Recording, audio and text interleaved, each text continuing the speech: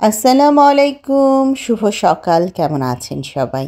Test and tales with সালমার একটি নতুন পর্বে আপনাদের সবাইকে সকালের প্রথম থেকে আমন্ত্রণ জানাচ্ছি। আমি ভয়েস দিচ্ছি ঠিকই, আমার পাশে একজন একটা চকলেটের প্যাকেট নিয়ে খচর-মচর করে যাচ্ছে। তাকে বলেও থামানো যাচ্ছে না। আর তিনি হচ্ছেন ইউনি। আমার মেয়েরা চকলেট খেয়ে রেখেছে, সেই প্যাকেট দিয়ে তিনি এখন মনের আনন্দে খেলছেন। কাজেই তাকে কোনোভাবেই থামানো আমার পক্ষে সম্ভব না। সেই শব্দকে ইগনোর করে আপনারা আমার বকবক শোনা শুরু করুন।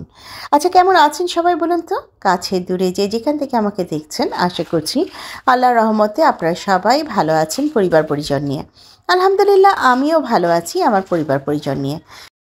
একদিকে তো সকালের চাটা বসিয়ে দিয়েছি, আর অন্যদিকে রুটি ভেজে নিচ্ছি। মেয়েদেরকে বলেছি তাড়াতাড়ি এসে খাওয়া শুরু করো, তোমরা ব্রেকফাস্ট শেষ করলে আমার কিছু কাজ আছে, সেই কাজগুলো আমি জলদি জলদি শুরু করতে পারি। যতই তারা দেই না কেন, ওরা কিন্তু আস্তে আস্তে 9টা 9:30 বাজিয়েই দেয়। খাবার টেবিলে 9:30টার আগে আমি আমার দুই মেয়েকে কোনোভাবেই আনতে পারি না। যত রকমের রাগ কিংবা অভিমান কিংবা যাই বলি না কেন, 9:30টার আগে তারা দুজন আসে না। আর এসেই প্রথম যে কথাটা বলে, বাবার খোঁজ নিয়েছো, বাবা কেমন আছে। মানে সব দায়িত্ব যেন আমারই, তাদের কোনো দায়িত্ব নেই তাদের বাপের খোঁজ নেওয়ার। ইউনির খচর-মচরের শব্দে আমি নিজেই বিরক্ত হয়ে যাচ্ছি। আপনারা যে আজকে কিভাবে আমার ভয়েসটা শুনবেন সেটাও আমি বুঝে উঠতে পারছি না। তাকে থামানোও যাচ্ছে না।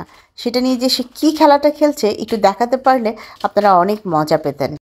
অন্যদিকে আমি যখন নাস্তা রেডি করছিলাম, তখন কিন্তু ইউনি আমার পায়ের কাছে এসে ঘুরঘুর করছিল। প্রতিদিন সকালে 8টার সময় সে আমার বড় মেয়ের রুম থেকে বের হয়ে আসে। এসে তার প্রথম কাজ থাকে আমার সাথে কিছুক্ষণ গা ঘেঁষাঘেঁষি করবে, কতক্ষণ আমার চুল ধরে টানবে, তারপর আমাকে নিয়ে বারান্দায় কিছুক্ষণ সময় কাটাবে। তারপর আমি যখন নাস্তা দিতে আসবো, সে আমার পায়ের কাছে এসে বসে থাকবে। যতই তার খাবারটা আমি গুছিয়ে দিই না কেন, গরম করে রেডি করে দিই না কেন, সে কিন্তু ব্রেকফাস্টটা আমরা ছাড়া বসে না। আমরা যাওয়ার পরই সে তার খাবারটা শুরু করে। তো সেই 9:30 পর্যন্ত এটাও ঘুরঘুর করতে থাকে। যদি খুব বেশি ক্ষুধা লেগে যায় তাহলে হয়তো গরম দুধটা একটু একটু করে খেয়ে নেয়। কিন্তু মানে দিনের যে প্রথম সলিড খাবারটা সে খায়, মাছ কিংবা মাংস যেটাই হোক, সেটা কিন্তু সে আমাদের সাথেই বসে খায়। আমরা খাবার টেবিলে বসি, সে তার জায়গা আছে, সে জায়গা মতন বসে তারপর সে তার খাবারটা খায়। এখন নিচে এসে সে যেটা করছে, বারবার আমার পায়ের উপরে এসে বসছে, আমাকে হালকা করে ডাকছে। এই যে আপনাদেরকে একটু দেখাই, এই যে দেখুন, ঠিক এই জায়গাটায় সে বসে আছে। মানে আমার পায়ের পায়জামার গোড়ালিটা নিয়ে সে খেলছে। তো তাকে একটু কোলে তুলে নিয়ে বললাম, এই যে দেখো, দুপাশে দুটো রান্না চলছে, এখন ঝাপাঝাপি করো না, দুষ্টুমি করো না। কিন্তু সে এইসব কথা বেশি একটা শুনতে পছন্দ করে না, তার মতন করেই সে চলে। আপনাদের সাথে গল্প করতে করতে আমিও নাস্তাটা মোটামুটি গুছিয়ে নিয়েছি। কয়েকটা হাতে বানানো রুটি প্রথমে ছেঁকে নিয়েছি, আর এখন যেটা করছি, 2-4 পিস পাউরুটিও ছেঁকে নিচ্ছি। কারণ আমার ছোটো মেয়েটার কেন জানি হাতে বানানো রুটি সকাল সকাল খেতে ইচ্ছে করে না। তো ওর জন্য একটুখানি ব্রেডও রেখে দিলাম অপশন হিসাবে। কারণ সে এসে খাবার টেবিলে প্রথম যে কথাটা বলে, আমি তো এগুলো কোনো কিছুই খাবো না। তো সেই অপশনগুলোকে রেডি করে রাখি যাতে সেই ধরনের মন্তব্য আমার কাছে পেশ করতে না পারে। আর অন্যদিকে আমার চা বানানোটাও হয়ে গেছে। সকালবেলা ব্রেকফাস্টে এরকম ঘন লিকারের 1 কাপ দুধ চা না খেলে মনটা কোনোভাবেই ভালো থাকে না। এখনই শিমুল বলবে, সালমা আপু খেও না কিন্তু, তোমার কিন্তু গ্যাস্ট্রিক বেড়ে যাবে। ওরে শিমুল, আমি তো চা খাই গ্যাস্ট্রিক বাড়ানোর জন্য। দুধ চা না খেলে কি শীতকাল জমে বলো? শুধু শিমুল না, আরও 2-4 জন আছে যারা বেশ কড়া গলায় আমাকে শাসন করে। তাদের মধ্যে জয়া একজন। আমি জানি না জয়া আজকে ভয়েস শুনবে কি না। মানে ও তো আমাকে ফুল ওয়াচ করে দেয়, কখনো কখনো দেখা যায় মিউট করে। তো আজকে যদি জয়া শুনে তাহলে অবশ্যই জয়া রেসপন্স করবে। জয়া কিন্তু আমার একদম প্রথম দিকের বন্ধু। যখন আমার সাবস্ক্রাইবার কত 100ও হয়নি, সেই সময়ের বন্ধু হচ্ছে জয়া। তো সকালে নাস্তাটা সার্ভ করে দিয়েছি। নাস্তা খেয়েই আমি আমার মেয়েকে নিয়ে আজ একটু চলে যাব মোহাম্মদপুর কৃষি মার্কেটে। আর কৃষি মার্কেট আমার বাসা থেকে খুবই কাছে। আমি আসলে আমার বড় মেয়ে যে রুমটায় পড়ে, তাদের দাদির রুম, সেই রুমের পর্দা চেঞ্জ করতে চাই। আর সেটার জন্যই নতুন পর্দা কিনতে আমি ওখানে চলে যাব। এই যে অলরেডি চলেও এসেছি কৃষি মার্কেটে। এখানে একটা ভ্যান থেকে পর্দা দেখছিলাম। ভ্যানের এই পর্দাগুলো বিশ্বাস করুন, প্রাইসগুলো হচ্ছে ভীষণ রিজনেবল। এবং যদি কোয়ালিটির কথা বলেন, অনেক ভালো কোয়ালিটি। আমি মোটেও বলবো না যে এইখানকার কোয়ালিটি খারাপ। আমি যেহেতু কিনেছি, নিজে হাতে ধরেছি, দেখেছি, মাশাআল্লাহ প্রাইস অনুযায়ী কোয়ালিটিও যথেষ্ট ভালো আছে। আমি এই যে পর্দাটা দেখছি, এই পর্দাটা আমার খুবই পছন্দ হয়েছে। ভাবছি আমি এই পর্দাটাই নিব। এছাড়াও এরকম বিভিন্ন প্রিন্টের আরও অনেক সুন্দর সুন্দর পর্দা ওখানে ছিল। আমার এই সবুজ রঙের পর্দাটাও অনেক পছন্দ হয়েছে। হয়তো কোনো এক সময় আমি এটাও কিনতে পারি। আমি যখন ভ্যানের মামার কাছ থেকে পর্দার ভিডিও করবার জন্য অনুমতি চাইলাম, তিনি বললেন, আপা যেগুলো খোলা আছে সেগুলোই থাকুক, আর এক্সট্রা পর্দা খুলতে চাচ্ছি না, কারণ এগুলো ভাঁজ করা অনেক কঠিন। তো আমি আসলে খুব বেশি এক্সট্রা পর্দা খুলিনি। আর এই যে পর্দা এনে রীতিমতন লাগিয়ে ফেলেছি। দেখুন তো কেমন লাগছে। আমার কিন্তু খুব পছন্দ হয়েছে এবারের পর্দাগুলো। এর আগে এখানে যে পর্দাগুলো ছিল সেগুলো ছিল হাফ জানালা পর্যন্ত, নিচের দিকে বাকিটা খোলা থাকতো। তো আমার মেয়েটা বারবার বলছিল, মা আমার ভালো লাগছে না, তুমি আমাকে এখানে একটা নতুন পর্দা এনে সেট করে দাও। তো সেই কথা অনুযায়ী আমি তাকে একটা নতুন পর্দা সেট করেছি। আর এই যে মাশাআল্লাহ, আমার মেয়ে এত সুন্দর করে ঘর গুছিয়ে রাখে, এই দেখুন, দেখলেই মাথায় আগুন ধরে যায়। পড়াশোনা কতটুক হচ্ছে জানি না, কিন্তু পড়াশোনার যে ছিরিজ দেখছি, যে পরিমাণ ছড়িয়ে ছিটিয়ে রাখে, সেগুলো দেখলে আমার মাথায় আগুন ধরে যায়। চলুন নাহারের মতন খানিকটা জাদু করে খুব অল্প সময়ে টুইস্ট করে ঘর গুছিয়ে ফেলি। এই যে ঘরটা গোছানোর পর সেটাই আমি আপনাদের কাছে তুলে ধরলাম। আর এই পর্দার সাথে এই বিছানা সব গুছিয়ে দিয়েছি। ম্যাডাম এসে তো সাংঘাতিক লেভেলের সারপ্রাইজ হবেন, কারণ যাওয়ার আগে উনি অনেক ঝাড়ি খাচ্ছিলেন আমার কাছে, এত এলোমেলো ঘর, তুমি কি শুরু করেছো, এইসব আর কি। এই যে লাইটটা অফ করে দেওয়ার পর কেমন একটা আলো আধারি ব্যাপার স্যাপার চলে এসেছে, এই জন্য পর্দাটা একটু সরিয়ে দিলাম। মাশাআল্লাহ এই রুমটাতেও কিন্তু বেশ ভালো রোদ আসে।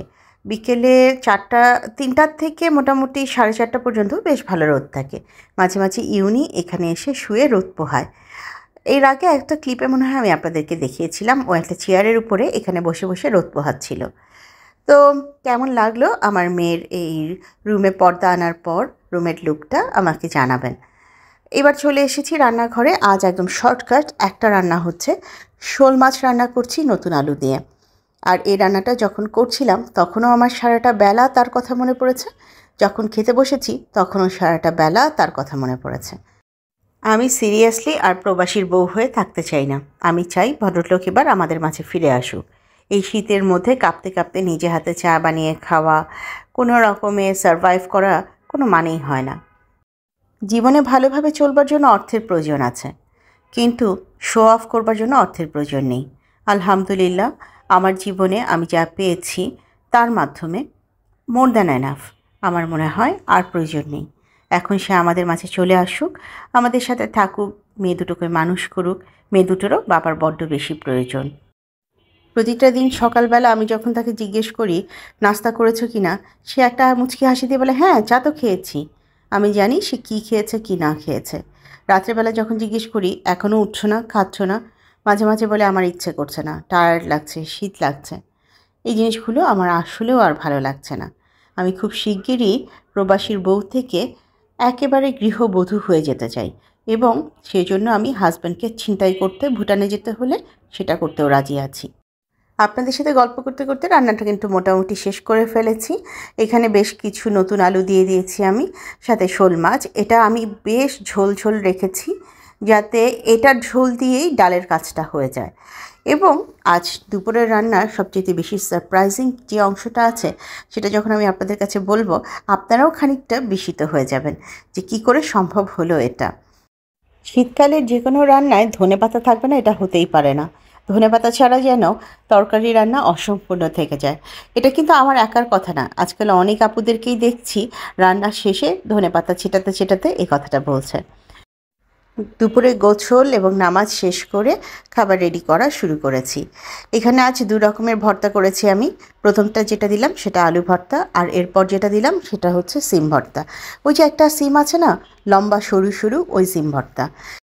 এছাড়াও আছে শোল মাছের তরকারি, এবং এখানে আমি মসুরের ডাল রান্না করেছি, আর এই তো ভাত। আজ দুপুরের খাবারে এই আয়োজন। চলে আসুন আপনারাও আমার সাথে, একসাথে আমরা খাওয়া দাওয়া করব। তবে ইন্টারেস্টিং ব্যাপারটা কি জানেন, আমি কিন্তু আজকে টেবিলে মুরগি আনিনি। একটু অবাক হচ্ছেন না? জি, আমি নিজেও অবাক হয়েই ব্যাপারটা দেখেছি। যে আজ তো আমি মুরগি দেইনি। আমার একটা কন্ডিশন ছিল আমার 2 মেয়ের সাথে, যে তোমরা যদি আজকে শোল মাছ রান্না দিয়ে ভাত খাও তাহলে বিকেলে আমি তোমাদেরকে চিজ পাস্তা করে খাওয়াবো। এবং প্রথম দিকে তারা বেশ গুনগুন করছিল, রাজি হচ্ছিল না, ভালো লাগছে না এসব বলছিল। পরবর্তীতে দেখলাম দুজনই বসে গেছে এবং ঠিকঠাক মতন শোল মাছ দিয়ে ভাত খেয়েছে। সাথে তো ভর্তাগুলো ছিলই। আলু ভর্তা আমার বড় মেয়ের খুব পছন্দ, আর ছোটো মেয়ে দেখলাম এবার 2 রকমের ভর্তাই নিল, খেলো। যাক, একটু একটু করে ইমপ্রুভ করা শুরু করেছে, খাওয়া শুরু হয়েছে, এই জন্যই আমি খুশি। আর তাদেরকে যেহেতু কথা দিয়েছিলাম যে বিকালবেলা আমি অবশ্যই তাদেরকে চিজ পাস্তা করে খাওয়াবো, তো এখন তো কথা রাখতেই হবে। মাগরিবের পর, এটা 7টার দিকে, তো 2 মেয়েই বলল, মা এখন একটু বেশি করে পাস্তা করো, ওটাই আমাদের ডিনার হয়ে যাবে এবং ওটাই আমাদের নাস্তা হয়ে যাবে। তো আমি প্রথমেই তেলের মধ্যে পেঁয়াজ, কাঁচামরিচ, সসেজ এবং ডিম ভেজে নিয়ে খানিকটা এখানে ভেজিটেবল আমি সিদ্ধ করে রেখে দিয়েছি, তো ওই ভেজিটেবলটাও অ্যাড করে দিলাম। তবে এতটাই সামান্য পরিমাণে যাতে তারা বুঝতে না পারে, ধরতে না পারে।